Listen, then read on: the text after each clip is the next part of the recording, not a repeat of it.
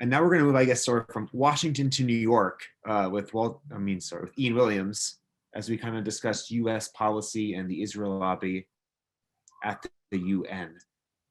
Ian has been on the UN beat for a very long time for us here at the Washington Report. He's our UN columnist, and he's also the president of the Foreign Press Association and the author of a few books.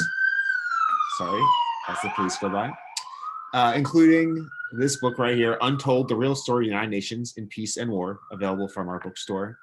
Today, he'll be discussing bipartisan support for Israel at the UN under both Democratic and Republican administrations, and offer some insights into perhaps how this will change or continue under the Biden administration. So with that, Ian, we're very excited to have you and look forward to your remarks. Well, change, inshallah, as they say in that part of the world.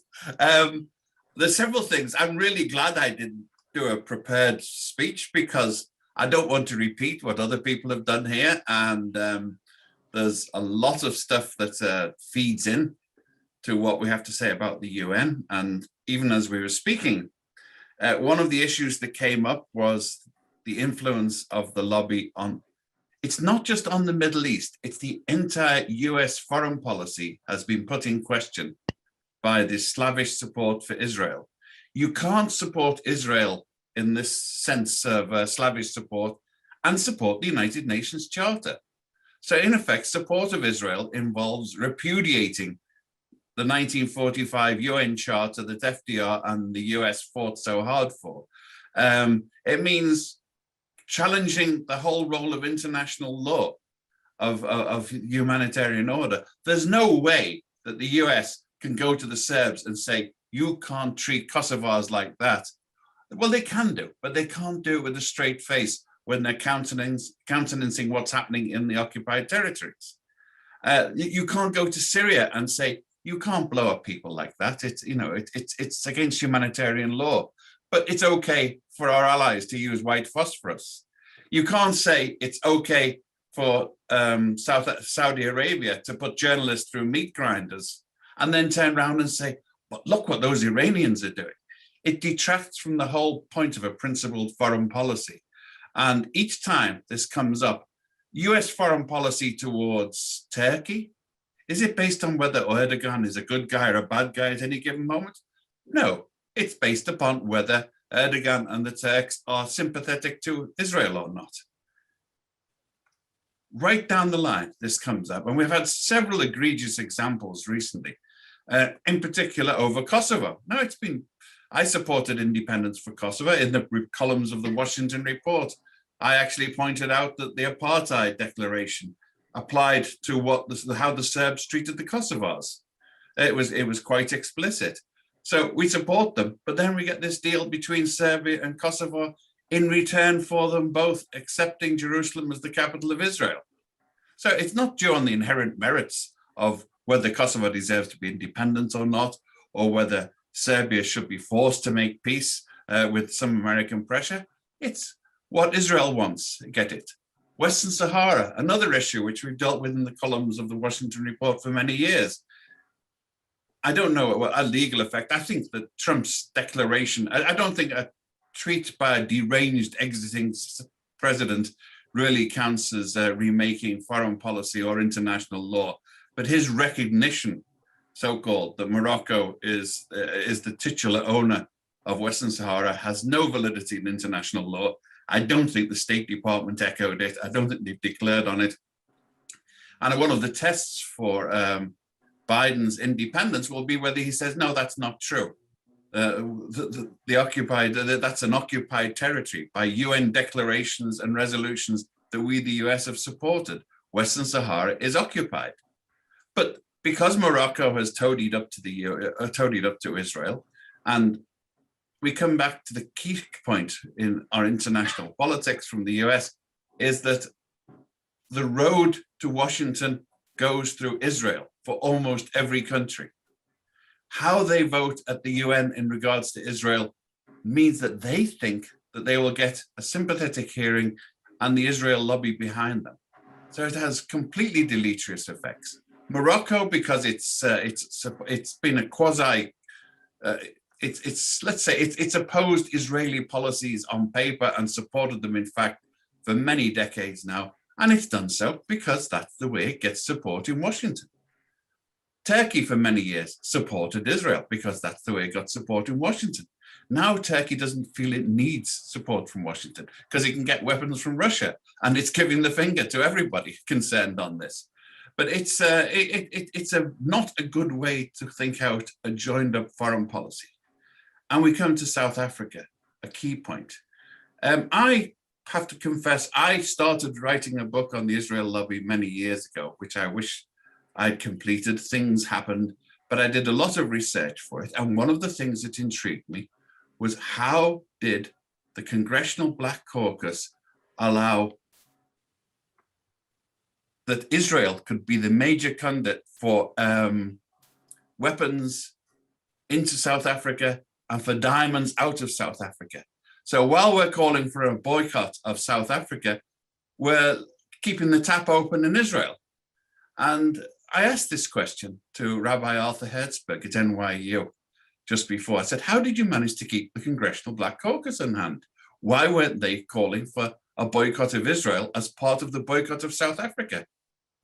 And he looked at me and he was very astute. He said, you know, you're very clever.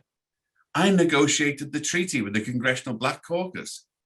And the deal was that we would support them on all the domestic issues as long as they didn't raise the question of Israeli ties to apartheid. And that deal held. That deal held. It's far tighter than the NATO treaty. It held until very recently. So, you know, our support, all ethics out the window because it's expedient for one country. And it comes over and over again in the case of the United Nations. And let's remember about the United Nations. The US set up the United Nations. It was FDR's creation. The Universal Declaration of Human Rights was written by his wife, pretty much. Well, she got a lot of support. I think her work's been overblown on it. But Resolution 181 of the UN in 1947, which marked the foundation of the state of Israel. It's the basically it's the legitimization. This is not Moses' tablets coming down from Mount Sinai, but the Resolution 181 is the title deed of the Zionists to Israel.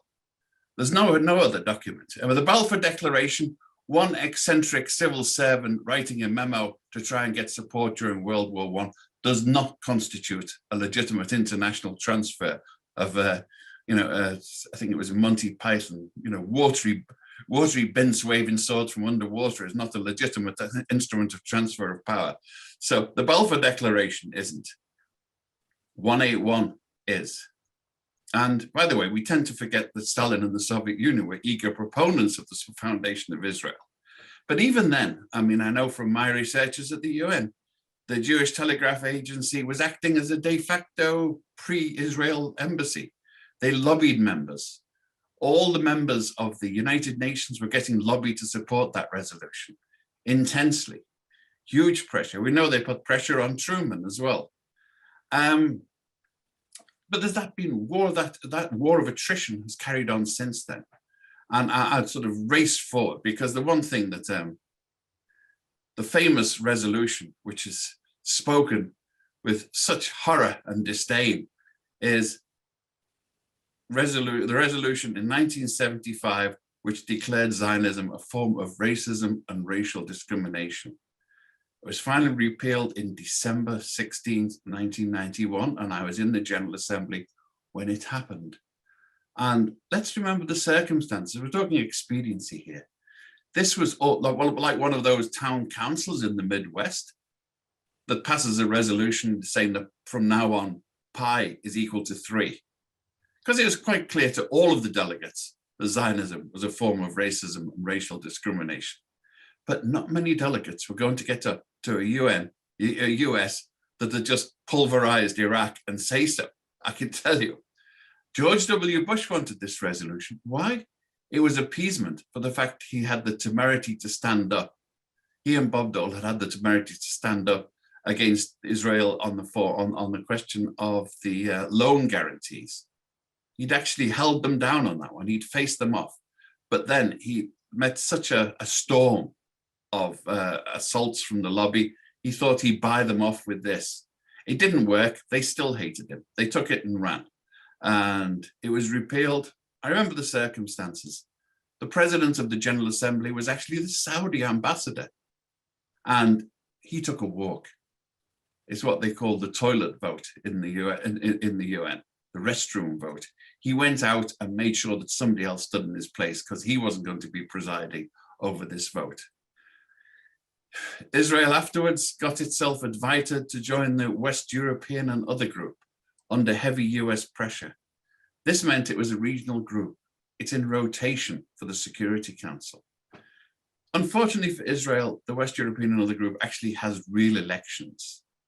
It has people standing against each other instead of going on a rota system.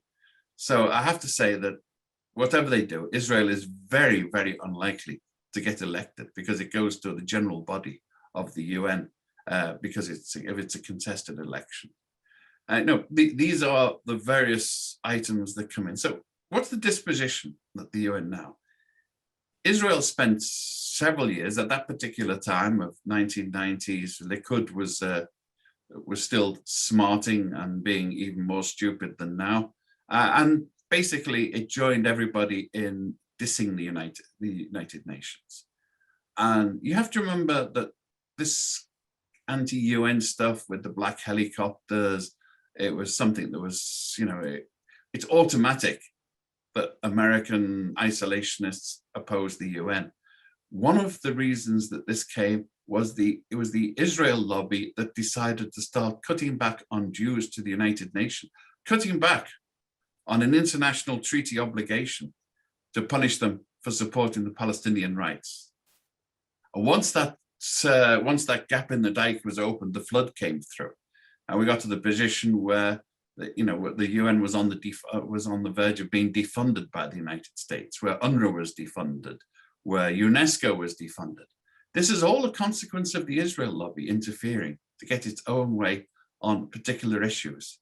You think pulling down the whole apparatus of international law because UNESCO has accepted the state of Palestine as accepted by the majority of members is a bit much. But then, we're talking about people who have a hero as Samson who pulled the temple down on top of everybody, regardless of who they were and when they were.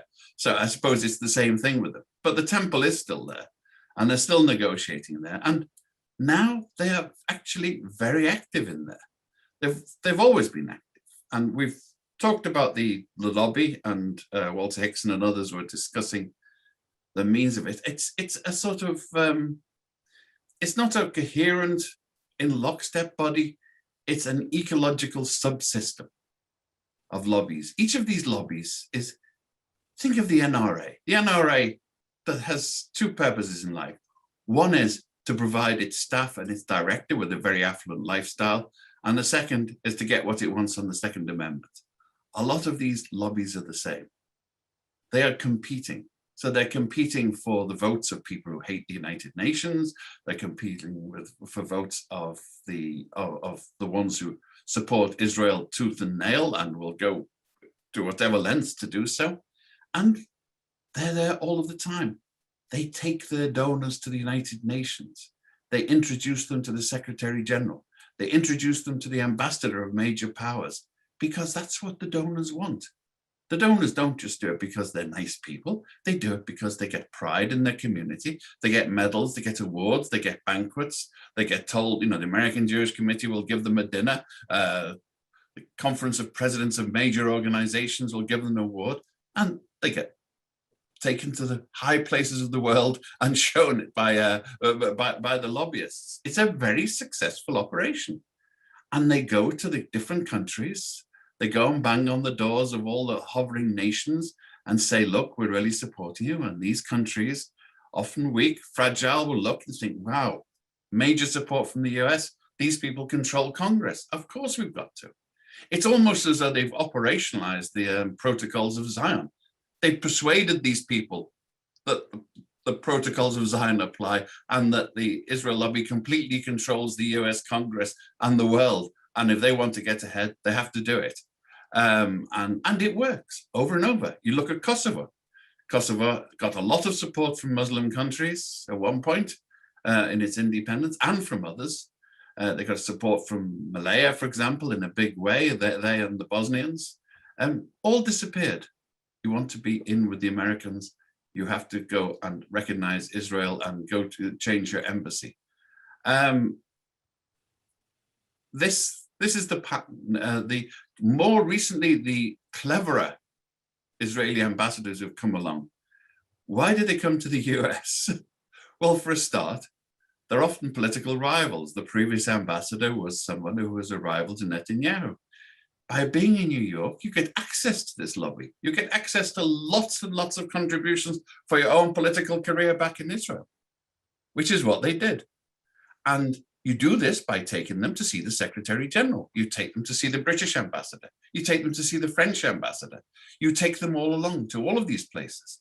And you get a double plus because they push. You're showing the British and the French that if you truckle with us, you're in trouble, because we've got this huge influential sector of American society that's going to weigh against you. And they all want to be on the side of the winners in Washington. They're all being nice. We mentioned Boris Johnson before. Boris Johnson has disappeared up his own fundament, ripping up years of international law as expressed by Britain. And incidentally, Tony Blair began the process.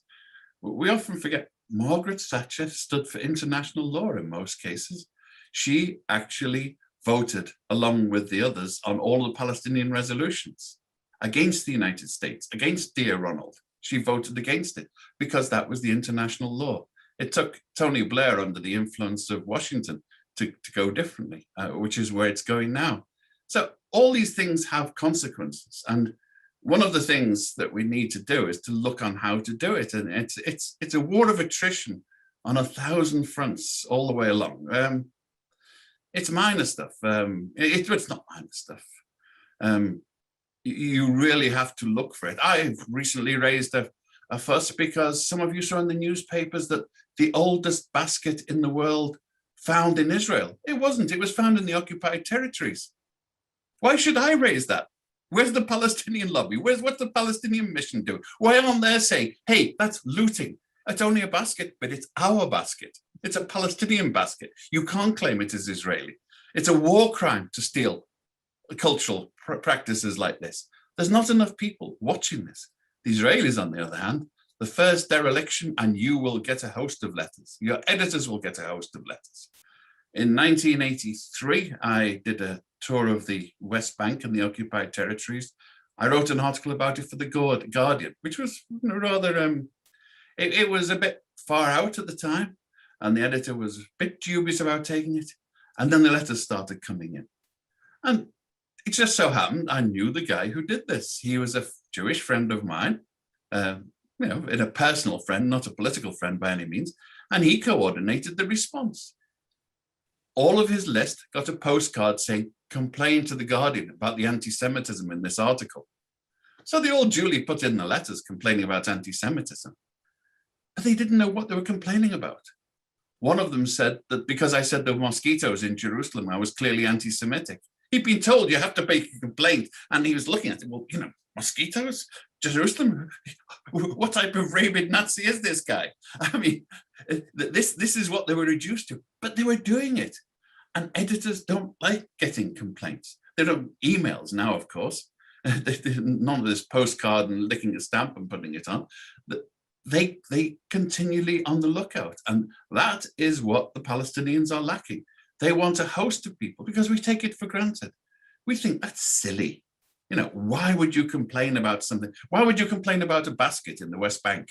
Well, you complain because every time that goes in, it's this incremental war of attrition, depriving the Palestinian claim of legitimacy. And it's that level that goes on at the UN as well. And it's underfunded, understaffed, and it's constrained because Abbas wants everyone to make nice to the Americans and not to upset the Israelis too much. But you really need an aggressive campaign. And I'm afraid at the UN at the moment, it's far worse because the Palestinian supporters for many years, I think Walter Hickson and others referred to this, the worst enemies of the Palestinians were their best friends. You really do not want, or didn't want at the time, Syria and Iraq and Nicaragua under Maduro and in Venezuela under Maduro. You really didn't want some of the worst regimes in the country standing up and shouting about Palestinian rights, because they weren't concerned about rights, anybody's rights, as we know. I mean, what they know about human rights could be written on the thin edge of a postage stamp. And everybody else knew that. So it delegitimized it. And what we have to do at the United Nations is to work and get more acceptable, legitimate countries. We need to get the Europeans and the Scandinavians and South Africa we've got on side, other countries with some credibility on these issues. But unfortunately, they've gone by the wayside, and the Israelis have been working on them as well. Israel has been toting up to India. It's been selling weapons to China. it's using its state influence all the way. So then it comes to the question, why is the UN important? I noticed one of the questions that was asked there. What's the effect of the International Criminal Court? Well, the Israelis are very concerned about it. As it is at the moment, they know that every time one of their officials gets on a plane, they stand the risk of arrest when they get off at the other side under universal jurisdiction. If arrest warrant goes out under the ICC, they go there, and it's already happened. Israeli officials have landed in London, and somebody tipped off, the British police came and tipped them off. If they get off the plane, there's an arrest warrant for them. So, it's a small incremental thing, but I do think it's one of the sort of unsung triumphs of the United Nations that Israeli bureaucrats and military officers have to consult their lawyers and their travel agents before they go anywhere. This is a good thing. And it's the type of harassment and delegitimization of what they're doing that has effect, the same way it did with South Africa. And I also have to say to Dugard, we did campaign about South Africa. I was expelled from university over apartheid in South Africa, so I have form on this one. And, there were quite a lot of us paid a price for supporting South Africa. And some of us came into the support for the Palestinians when we saw the Israeli support for South Africa as well, which delegitimized our original sort of social democrat, pro-Zionist inclinations. So we were, it was there, we fought against it, and they're still fighting against it. But then you look at the examples. I think that Jeremy Corbyn's big fault, not that he was anti-Semitic, but that once he'd accepted the legitimacy of these accusations against some of his colleagues, he'd opened the dike. The torrent came rushing through. Jeremy Corbyn's a long-standing acquaintance of mine. He hasn't got an anti-Semitic bone in his body, and that's the weapon they used. The accusation is terrifying. It's an internal accusation. It's like in 1984, where not believing in Big Brother sufficiently makes you feel guilty because you're not along with everybody else. And this is the real weapon of anti-Semitism at the United Nations and on an individual level. Well-meaning, well-meaning people are horrified of being thought anti-Semitic. After the Holocaust, we have every right to be horrified at the thought of the accusation. But on the other hand, we have every right to turn around and rebut and refute those accusations when they clearly are nonsense. And when Ken Livingstone, the former mayor of London, was accused of anti-Semitism, Corbyn and his friends threw him under the bus.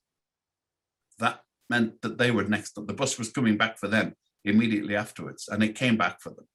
So part of it is the idea of standing up, like our colleagues earlier today, having the courage to stand up and hold to your principles and getting enough people to do it. There is safety in numbers. If you can get more people to do it, if more editors actually defied the lobby and did it, if they could actually get into their clubs and cabal together and say, look, this report, we should put it out. Netanyahu is a thug. We should say so and get everybody else to say so as well. Or if I say it, will you say it?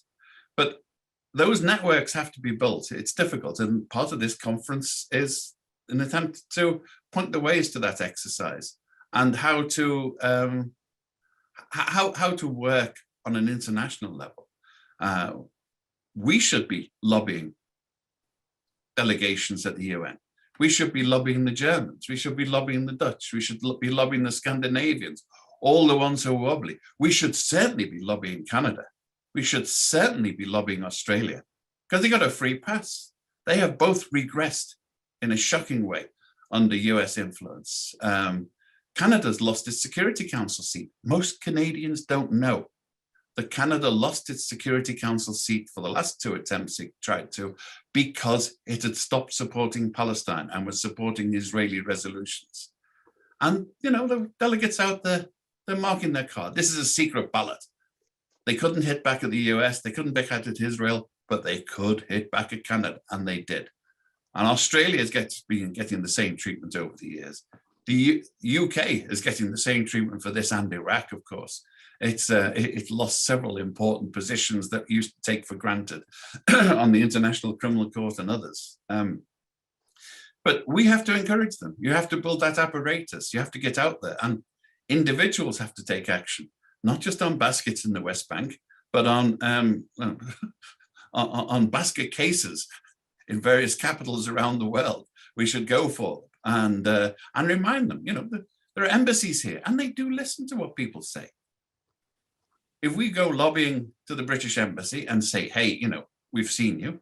If you protest outside the British embassy, if you have a picket, it has an effect. If you picket outside the German embassy and say, you are an accomplice in war crimes by covering for Israel, that hits them home. And the German press might even cover it, even though they've got their own problems. But we can't let them get away with all of this. United Nations is a flawed instrument, but it is the only instrument we've got. And as I often say, and I think I said in the book, it's like democracy. It's the worst possible, most inefficient thing in the world, but it's the only one we've got, and we have to work with it. And it's something that the Palestinians have been using in a very serious way. They have been, it was actually Yasser Arafat's nephew, Nasser al-Qidwa, who started the long litigational road against Israel, which they're terrified of. Their reaction to BDS is part of that. He pioneered resolution after resolution, which stitched up Israel legally.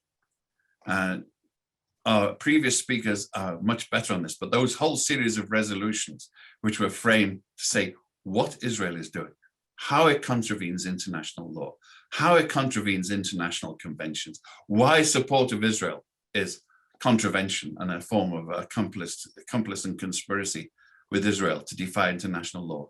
He's done that, but it's up to the rest of us. It's up to the rest of us now to implement it, because you have a law that's not implemented, you may as well not have it.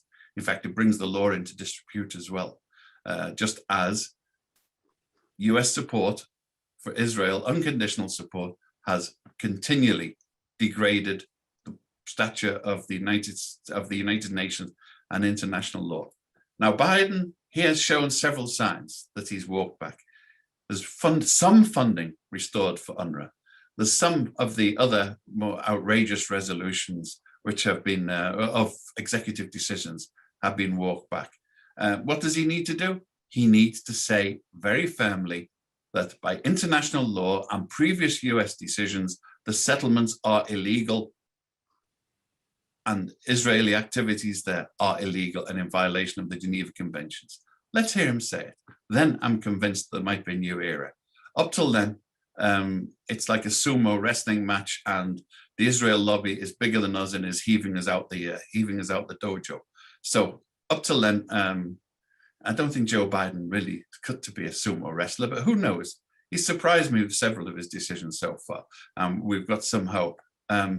So happy to entertain questions, and I'd love to hear the contributions from our international lawyers and others who have been there and been part of this apparatus inside the United Nations of using its facilities to highlight international law and to highlight crimes against international law.